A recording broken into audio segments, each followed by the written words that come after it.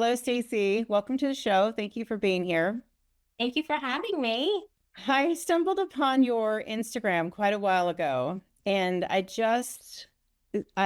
sometimes they say these days that feeds shouldn't be aesthetically pleasing, like we shouldn't make all our covers perfect and all these things, but your pictures and your content is so lovely that even if you aren't making an effort to make it aesthetically pleasing, it is. I do make an effort. Actually, Yeah. it was the hardest thing for me when I feel like a shift started happening and people wanted to be more real and have more real life included. And I was like, oh, but I still want it to be pretty. So that's just the photographer in me, I think. Yeah, I get that. I think one of the things that, well, we'll get into that. We'll get into your Instagram a little bit further along. But first of all, I just wanted to welcome you to the show, and I wanted to Thank compliment you on you. how lovely your page is and your pictures and all the things. So Thank you. let's go back a little bit to when you started out in photography. I, Was your education in photography? Where did the interest come from? my education was not in photography. If I think back really far, there are times as a kid when I feel like I used to actually collect photography books, and I remember going back to old pictures that I had, like, 4x6 pictures, and I took a camera and like would set up my dolls and like, books as props, and I would lay a blanket down or something. So I feel like I've always been interested in it. I feel like I've always been sort of a creative person. But I really enjoyed writing. So I went to college and graduated with an English degree and got an internship at a magazine, a teen magazine, like, excuse me, like writing, quizzes or things Yeah. like that. And Well, so was I that got the exciting? internship. Because I mean, a lot of times you go to school, and I majored in English for a little while before I hopped to journalism. And sometimes I think when you're starting out, you have an idea of what that's going to be like. Very exciting to work at a magazine and all those things. Was it what you thought it would be and more or less? It was everything I sort of thought it would be and more actually, because it was a teen magazine. Like I got to go to the MTV VMAs at one point, Wow. and yeah, and there was like an after party where I ended up meeting like Ben Affleck, and so there was like definitely perks to it, and you would Not Matt get like Damon, though. Not swag Matt and stuff. Damon, though.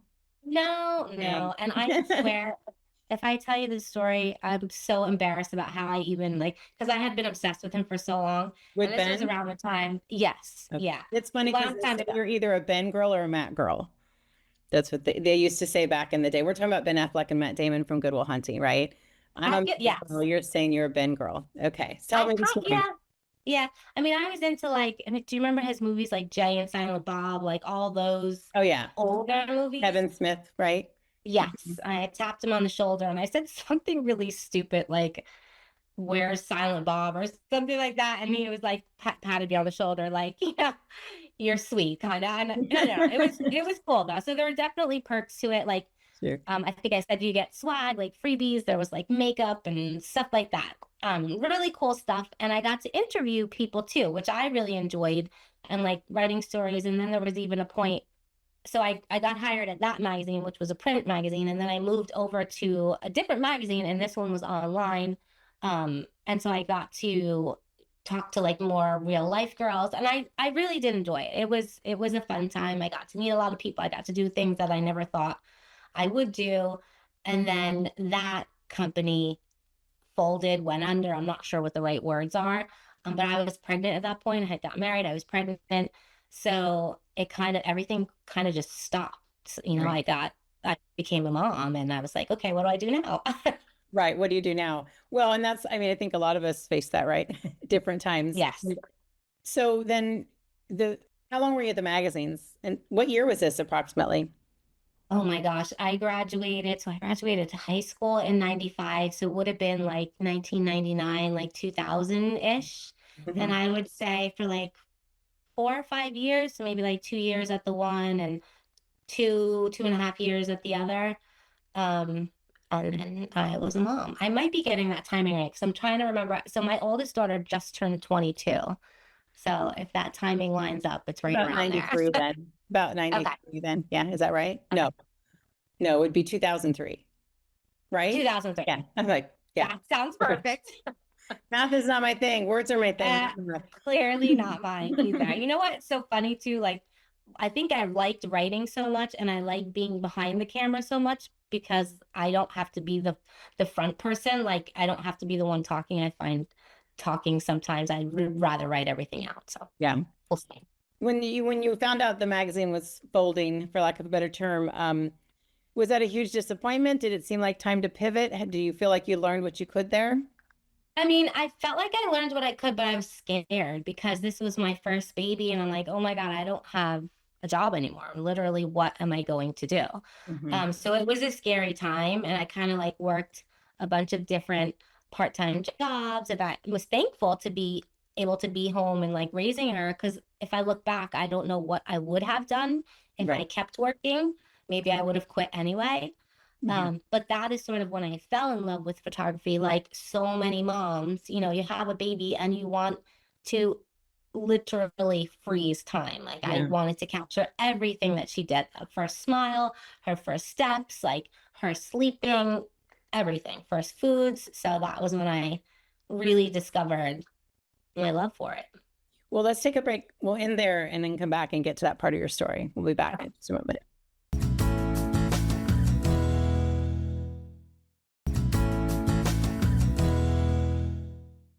We are back talking with you, Stacy Canzonieri, and I met you, or I found you. We've not yet, well, I guess this is meeting these days. Yes. But I found you on Instagram. You have a hugely successful page, 45,000 followers, which is amazing by any standard for sure. And we're going to talk more about the business piece in just a moment. But you went from having to working at the magazines, and then there was quite a bit of gap in between Yes. before starting to produce your own magazine, which was just about Yes. a year ago. So Yes. during that time, were you freelancing, or you started taking pictures of your daughter, and so then you moved into family photography? Yeah. So basically, I feel like I got super lucky because I was taking pictures of my daughter and I was posting them online. And this is like right around when Facebook started. So a lot of Mhm. my pictures were put up on Facebook. And then, Instagram eventually, and people would see those images and they're like, oh my gosh, I love it. Can you take a picture of my kid? Mhm. And I had zero business sense. So I made so many mistakes in the beginning. It took me a while to get sort of into the business side of things and running a business, but I love the creativity of it. Yeah. And it literally snowballed from there. So I feel thankful that I sort of like my start sort of coincided with social media start, because that really helped. I feel like if I were to do that, and I am doing it all over again now, sort of with the magazine, trying to reintroduce myself and something new that I'm into, it's really hard these days to sort of like break out there. So I'm thankful for that beginning, but that took me all the way through to, 16 years that I was in business as a family photographer. And I loved every second of it. Every family that I met, oh my gosh, Yeah. they became like my family, and with social media, I was able to sort of watch them grow up. And I feel super lucky also because I had a very good repeat business. A lot of my Sure. families were repeat year after year. But I did burn out. I think sort of when COVID hit, it kind of like put a pause on things. And then it was hard to like get that momentum back. And I Right. tried as hard as I could. And I just was like, I need to try something else. Well, and we'll get to that part too. And one of the things when you were talking about, the business side of things, I think that that happens a lot. I grew up, all I wanted to do was be a writer. I wanted to be a published author. That's all I Mhm. wanted. And what I've learned is that being a writer, well, anyone can be a writer. All you have to do is write. It doesn't mean Right. you're paid for it, but you can be a writer and call yourself a writer. Being an author is a completely different thing. It's business. It's absolutely business, and it's a marketing plan, and it's all of these things, and it's selling your book and selling your story and all of that. And so it's a balance of trying to figure out how to earn a living at what you love. And Mhm. like what you were saying, like you took these pictures as a hobby, but to get paid for them, you had to take pictures of other people, and Yeah. so Yeah. then it becomes a business and it's a very different thing. So when you talk about coming up through social media when it was just kind of starting out, and you use that to market the photography side, being in Yeah. person. So when COVID happened, that shut down. Yes. That really coincided with you saying, I need to do something different. Yeah, pretty much, because it was a struggle. It was, first of all, two reasons I feel like. Because I was home more, it sort of allowed me to fall back in love with capturing my own children, because that happens, of course, when it becomes a business. I spent so much more time photographing other people's families, and I wasn't doing it as much for my own. Sure. So we were home, and I felt lucky to I have two older daughters and I have one younger daughter. So 2020, my youngest was 2, and my older daughters were in middle school and high school. And I feel lucky that they were able to spend so much time together. So I would pick up my camera all the time for the things that we were doing. And it just felt good to sort of be creative on my own again and not necessarily, you know, be paid for it or have a client Sure. ask me to do certain things. Like I was able to do things that I You wanted were to do. your own creative director in your house. I, yes, Yeah. yeah, yeah. Well, the other So, thing too, my question, then you said you were taking pictures of, just the other thing about your pictures that are so good is they are candid, but some of them are candid, but they're also just very creative, like the flowers that you use and yep. all the things, the elements, props, if you will, Yep. that just really make it pop in a different way. And I mean that's a talent that I'm sure you developed over the years, but you had something already. Then your pictures aren't just a family standing in front of a fence with the pretty trees behind it, right? It's different than No, I definitely, that was one of my goals, is try to capture whatever was happening in a genuine way. And if it took, time to get there, that's fine. Or, if I had a family that had kids that were shy, I was fine about, there was never a time limit on photo shoots. And the same thing with like photographing my kids at home. Like if they weren't into it, I wasn't doing it that day. I'm just going to try another day. Sometimes I feel like we get so sort of caught up in the moment and like, we're begging our kids to smile and screaming at them to behave. And I had a very laid back approach professionally and personally. So I feel like that sort of hopefully comes through in my photos. Yeah, I think so. It looks like everyone's having a good time. But Yeah. good. Good. Let's talk briefly then. I want to get into the magazine part. Okay. And we want to talk about the challenges of the business that you face now, because you had this Yeah. success in a different kind of Yes. platform, a different time. Yeah. And then you started the magazine, you launched the magazine, so you're the editor in chief of your own magazine, Yeah. Memory Keeps magazine. And Memory keepers. Keepers, Yeah. Memory Keepers magazine. And Yeah. um, you launched that just about a year ago, and it Yeah. is stunning. It is Thank stunning. you. It is so Thank you. beautiful, and we're showing it here throughout our conversation. And so, when you decided to launch the magazine, how much of the background you had from before did that creativity come into? So I feel like the photography number one helped so much because I've have a lot of what I think are really great photos. And I think, magazines are so visual that I wanted there to be a base of beautiful photos. But Mhm. I think that over the years, I don't know, I've created so much content over the years and I've tried so many different things. I haven't really nailed down what I feel like is my thing yet. I mean, I'm hoping the magazine will be my thing because I really do enjoy it. Um, so the idea for it came because I do have all this content. I'm like, what can I do with it? Like it's just sitting there. I've created when my daughter was 2 and I was sort of doing school from home, I was creating like all of the printables and stuff that you see people doing online. And I was taking the photos and we were, coming up with these ideas for like birthday traditions and family traditions and all these things. And I'm like, okay, what can I do with this? I want to be able to share it with everybody, but how? And then I was like, okay, let's go back. Let's rewind. I interned at a magazine. This seems like the perfect fit because we can have sort of different sections.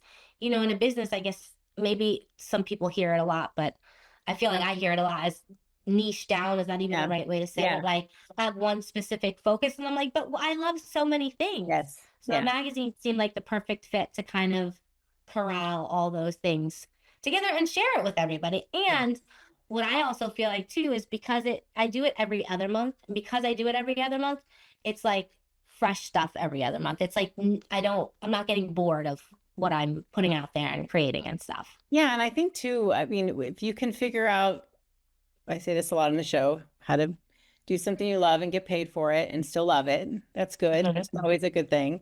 Yeah. And also to just to do this creative work. It's really good work. But one of the things that you and I talked about before the show that you said you're willing to talk about on the show is the challenge in earning a living Yes. at it. Yes. So let's take a break. And when we come back, we'll take a deeper dive into that part because a Okay. lot of times I have people on the show who, and I do a lot of people who I invite here from Instagram because I'm on there a lot for my own work and I see it and I get to know people's business that way and I want to have them here. And so a lot of those are like huge success stories. And I consider yours a huge success story to get to do what you want over all of these years. But figuring out how to get paid for it in an Instagram setting, challenging for Yeah. a lot of people. So Yes. we'll talk about that. So we'll talk Yeah. about that. And I appreciate you being willing to be Of course. forthcoming in that conversation. So we'll be back in just a moment.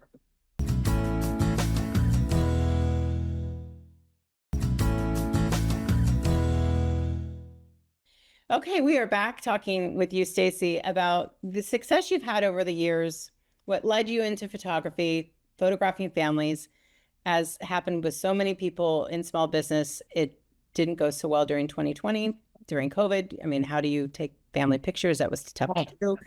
Yeah. So you've launched the magazine, and that's something that you put out every other month. Yeah. And I'll tell them. I said Memory Keeps magazine because I couldn't read my own writing. It's Memory Keepers magazine. So I got that right this time. And I want to also mention that you have a product that you're launching on July 7th called Yes. Mini Memory Keepers. Yes. And Love we'll talk it. about that. So first, let's talk about that product, and then we'll get into the challenges because you develop these products, digital products, and different challenges for people to participate in. Yep. But it's tough sometimes to get those to convert to sales. Yes. Yes. So It's very tough. yeah, and Yeah. you're willing So, to discuss that, so that's a good thing. So yeah. first of all, tell us about the product, and it's Okay. kind of a rebirth of something you've already done. Yeah, so Mini Memory Keepers is the rebirth of a kids photography like boot camp that I had created. So I feel like one of the digital products that I had launched a while ago was teaching moms how to take photos of their kids. But there's been so much talk lately for the last couple of years about screen time, right? And you want to get your kids off the screens and what could they do that engages them enough away from the screens. And one of the things that I think is sort of overlooked a lot is taking photos. It's photography. I mean, you Mhm. sign your kid up for camp, you sign them up for classes. It's usually like art, it's drawing, it's all these things. But I have not seen a lot of kids' photography classes, camps, things like that. I was invited last summer to teach a camp at a local like a museum type place. And the kids loved it. I had developed all of these like photo projects. We went out, we did them together.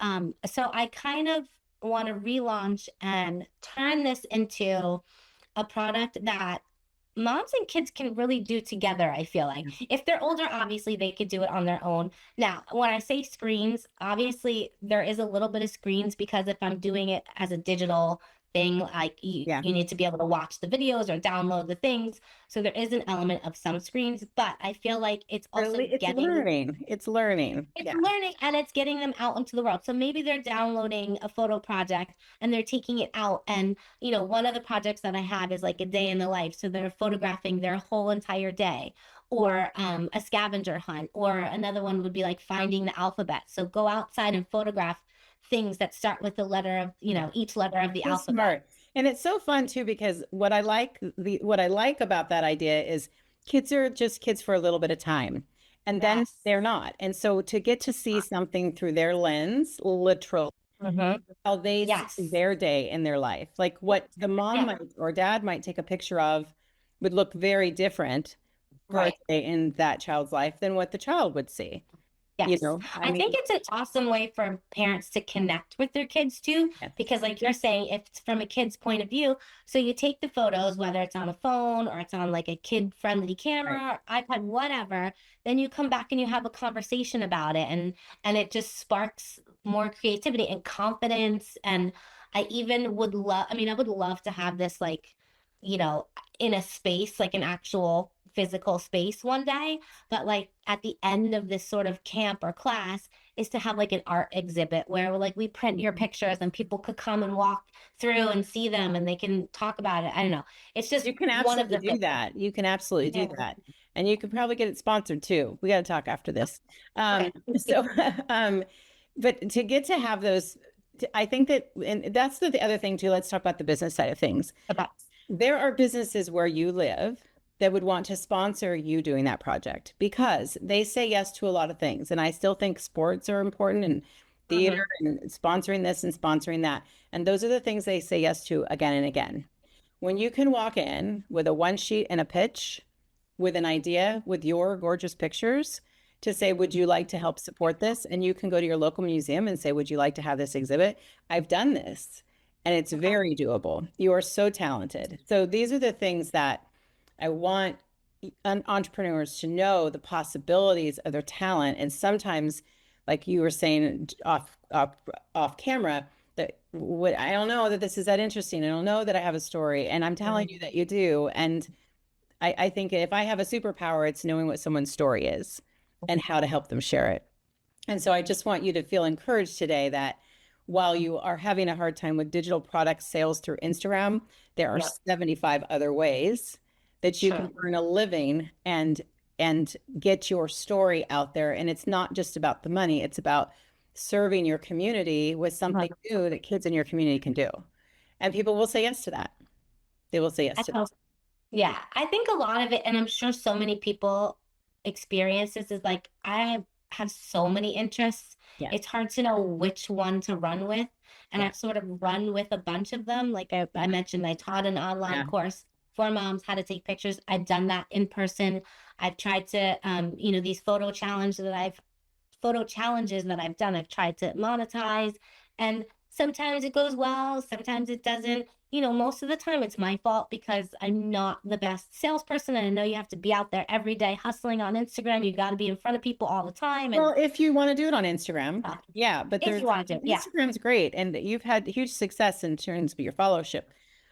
We have like 50 seconds left. So I just want to leave you with encouragement to say that yes, Instagram is one way, but there are many, many ways. And anyone who's watching this and thinks they have this idea and they are struggling with social media, that it's not the only way. It's not a wrong way. It's just not the only way. And we're going to talk more about that when we hang up here, when we're done here with the show. In the meantime, thank you for being here. Thank you for sharing Thank your you. story. I know everyone got to see the examples of your work as we were talking, and we'll give your contact information and your boot camp. Well, it's not the boot camp anymore. It's Mini Memory Keepers launches July 7th. All right. Thanks for Thank being here. you.